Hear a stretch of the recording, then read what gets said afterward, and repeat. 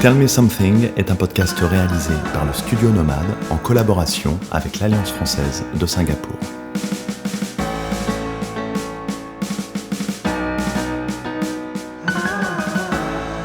Aujourd'hui, dans Tell Me Something, on va vous raconter une merveilleuse histoire qui nous vient tout droit de Chine et qui s'intitule « Le rêve de Tao ».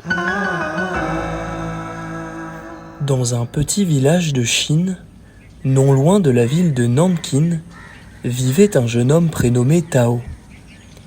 Il était très pauvre, mais cela ne l'empêchait pas d'être généreux et toujours prêt à aider son prochain. Personne ne s'adressait à lui en vain. Un jour, alors que le soleil brillait déjà très haut dans le ciel, Tao, qui dormait sur une paillasse à l'ombre d'un arbre, fut réveillé assez brutalement par un inconnu.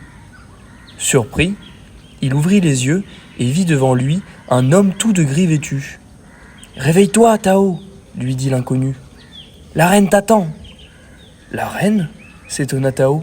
« Mais je ne connais pas de reine. »« Elle, en revanche, te connaît !» poursuivit l'homme en gris. « Et elle m'a envoyé te chercher de toute urgence.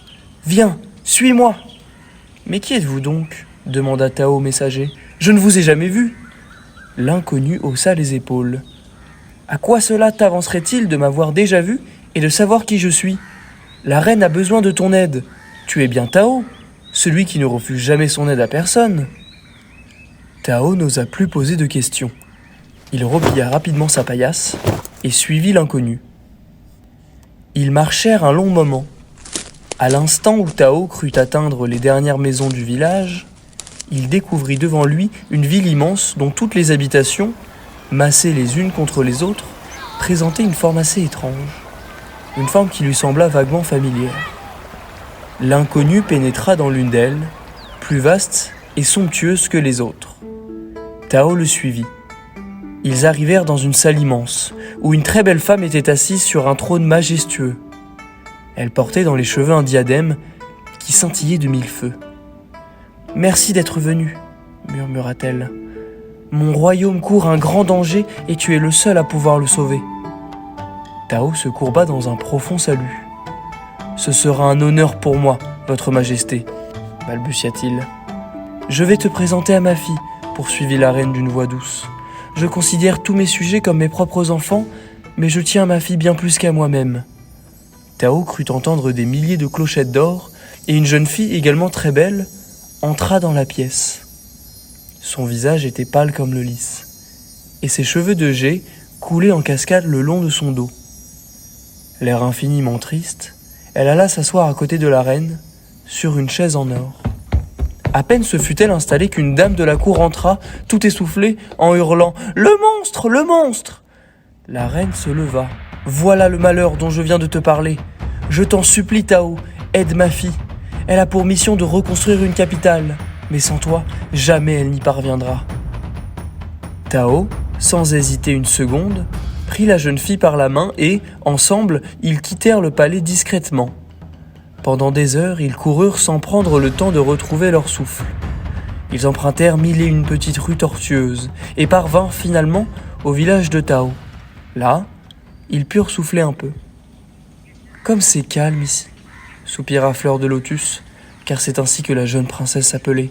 « Nous sommes loin de tout danger à présent, » dit Tao. « Où allons-nous bâtir la nouvelle capitale ?» demanda la princesse. « Une capitale ?» demanda Tao, qui n'avait pas très bien compris lorsque la reine lui avait parlé dans son palais.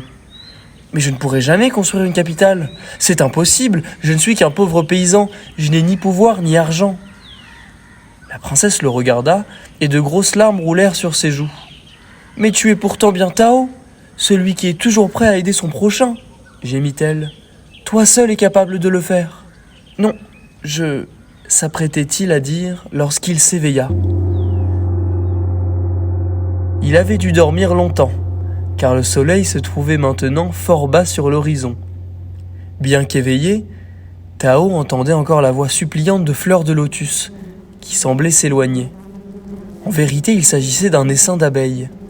Elles semblaient perdues et tournaient dans tous les sens autour des fleurs du jardin. « Pauvres bêtes, » pensa Tao, « elles n'ont pas de ruche. Je vais leur en fabriquer une. » Il se rendit immédiatement chez un charpentier. Je me demande d'où peuvent bien venir toutes ces abeilles, pensa-t-il, lorsqu'il vit que les insectes acceptaient avec empressement leur nouveau refuge. Il partit se promener dans le village. Arrivé à hauteur de la dernière maison, il découvrit dans un jardin une ruche abandonnée. « J'ai trouvé des abeilles chez moi, dit-il à l'homme qui vivait là. Ne sont-elles pas à vous ?»« C'est possible, répondit l'homme. Elles ont dû fuir, ajouta-t-il en ôtant le couvercle de la ruche. Comme il se penchait, il y découvrit un serpent. « Oh, le monstre de mon rêve !» se dit Tao. De retour chez lui, il installa dans son jardin toute une rangée de belles ruches semblables. De tous les côtés, des abeilles arrivèrent. Elles se mirent à butiner ses fleurs et lui offrirent tellement de miel en échange de sa protection que Tao, le généreux, devint bientôt riche. C'était le rêve de Tao, un conte chinois. J'espère que ça vous a plu. Quant à nous, on se retrouve le mois prochain pour un nouveau numéro de Tell Me Something.